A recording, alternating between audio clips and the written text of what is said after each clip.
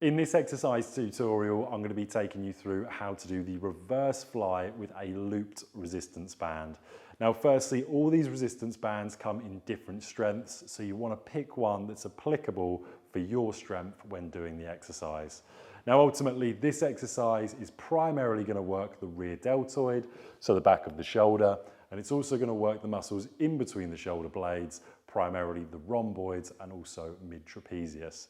Now, firstly, what I'm going to do is I'm going to loop this resistance band around something of a fixed resistance object.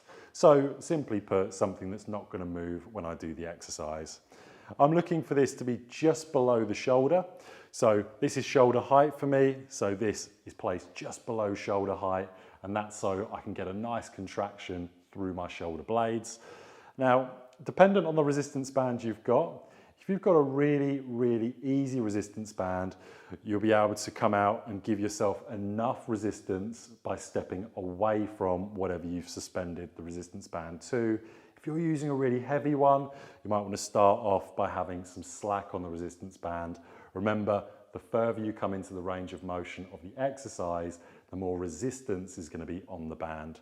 So what I'm going to do firstly is stand feet hip width apart. I'm then going to have my arms completely straight with a soft bend in the elbow. And from here, I'm going to bring my elbows directly back. I'm going to pinch my shoulder blades together. So that looks like this, breathing in and out, breathing in and out. And I'm squeezing my core as hard as I can to keep nice and stable. So this would be a 10 to 35 pound resistance here. So it's 10 when I'm in this position, and when I come into maximum contraction, I'm then at 35 pounds. And of course, if you're doing the movement and it's too hard, that's when you would lighten up the resistance band load. That's how to do a reverse fly with a looped resistance band.